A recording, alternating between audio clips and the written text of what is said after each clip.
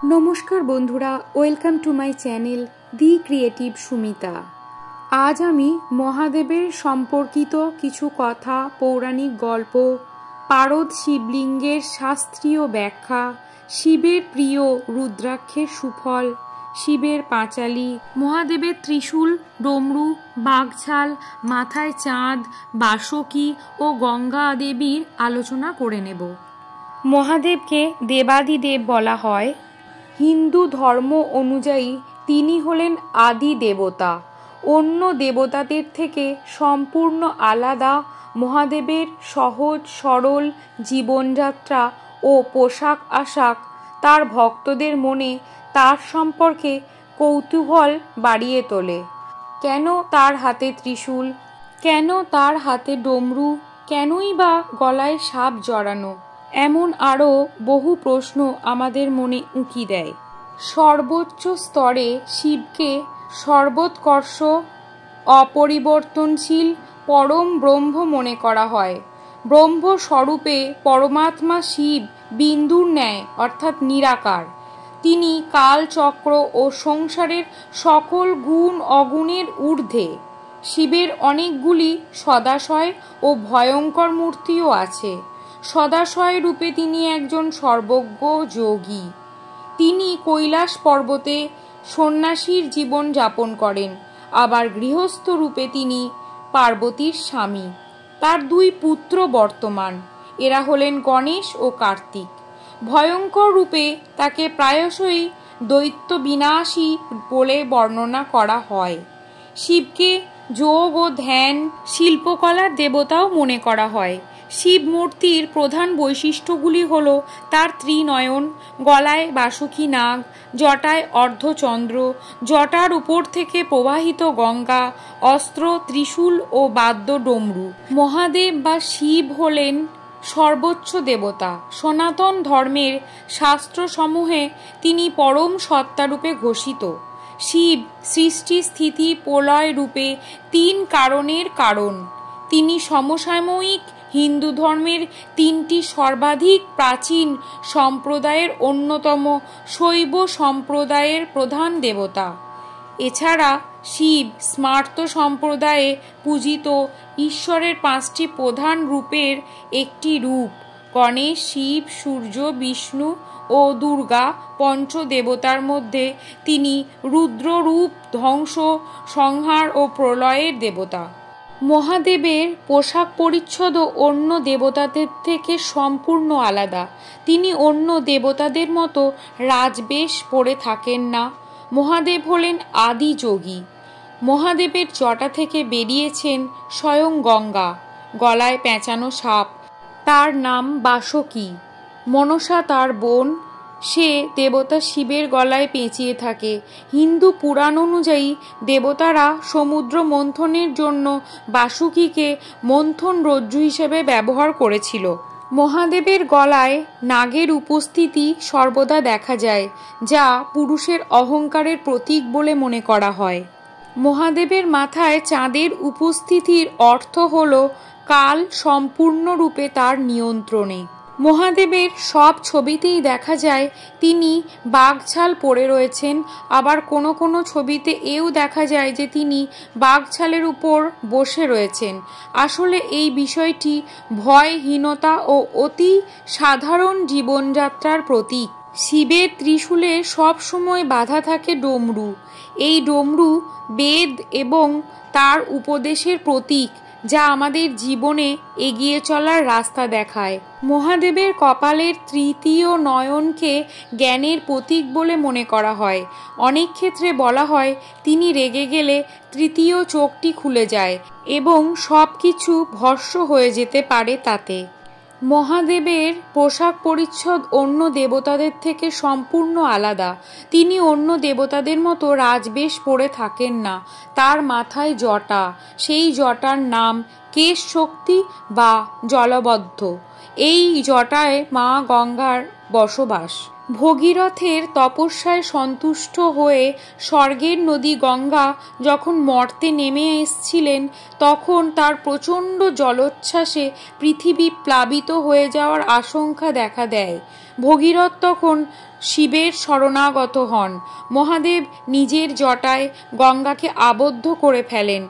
জটা থেকে মহাদেব তাকে ছোট ছোট ধারায় মুক্তি দেন। সেই কারণে মহাদেবের জটা থেকে গঙ্গাকে বেরিয়ে আসতে দেখা যায়। রুদ্রাক্ষ ধারণ আসলে শুদ্ধতার প্রতীক। অনেক ক্ষেত্রে মহাদেবের হাতে রুদ্রাক্ষ মালা থাকে, যা ধ্যান মুদ্রার সূচক বলে জানা যায়। শিবের অশ্রু থেকে রুদ্রাক্ষের জন্ম বলে মনে করা হয়।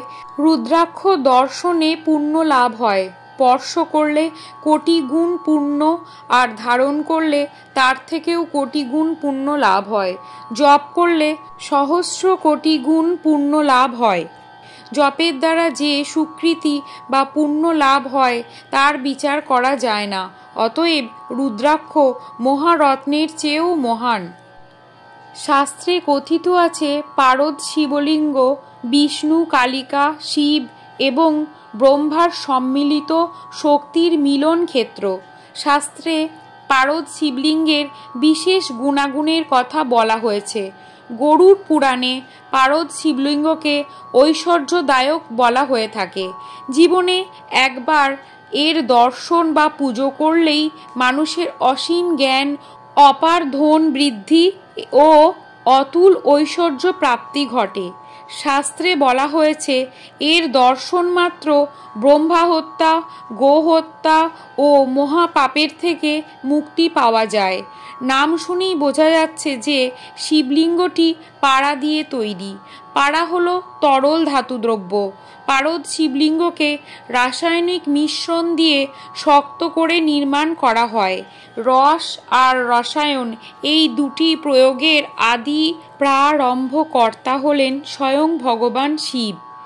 বিভিন্ন যুগে শিবলিঙ্গ বিভিন্ন উপাদানে নির্মিত ও পূজিত হতো, কিন্তু সমস্ত শিবলিঙ্গের মধ্যে পারদ শিবলিঙ্গ সর্বশ্রেষ্ঠ বলে মানা হয়।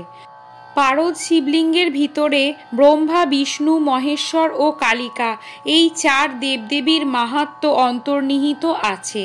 তাই এর সাধনা করলে সব দেবদেবীরই সাধনা করা হয় বলে মনে করা হয়। শিবের পাঁচালী। ত্রিজগতে এই পুণ্যময় ব্রত করে যেই জন, দেহ অন্তে শিবলোকে করে আগমন। পার্বতী জিজ্ঞাসা করে, হে মহাদেব, ব্রতের বিধান প্রভু বলুন আমারে। শিব কহে, হে পার্বতী, শুনো বলি তবে। ব্রত পূর্বদিনে ব্রতী হব্যিষ্যান্ন খাবে, বিছানায় শোবে না শয়নের কালে।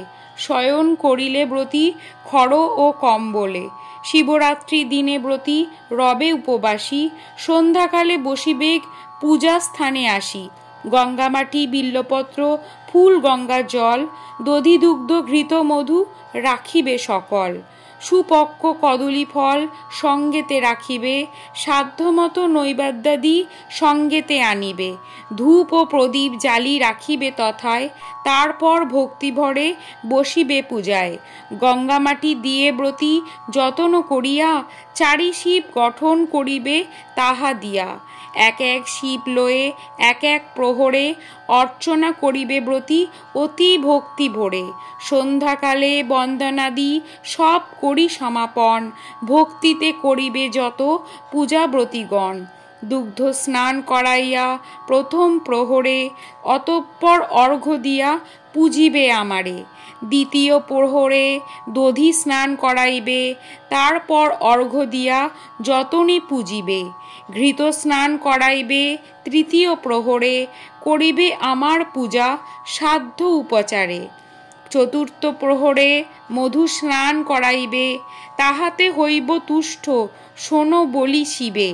অবশ্য করিবে সবে রাত্রি জাগরণ, পরদিন ব্রতকথা করিবে শ্রবণ।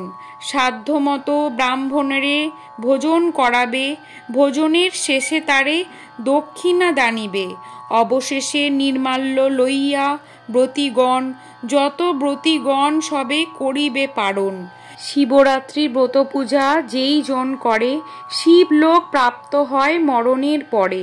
পুনর্বার জন্ম তার হয় না ধরায়, এই ব্রত ফলে সর্বপাপ ক্ষয় হয়। দান, যজ্ঞ, পূজা অর্চনা আর তপস্যাতে এ ব্রতের কিছু ফল না পারে লোভিতে। শিবরাত্রি ব্রত ফলে দেব গজানন সপ্তদ্বীপা পৃথিবীর হয়েছে রাজন। শুনো শুনো এবে গিরিরাজের তনয়, ব্রতের মাহাত্ম্য বলি শোনো মন দিয়া। বারাণসী ধাম মাঝে শুনো ওহে সতী, খর্বাকৃতি এক ব্যাধ করিত বসতি। চক্ষু আর কেশ তার পিঙ্গল বরণ, গাত্রবর্ণ কালো আর হিংসা পরায়ণ।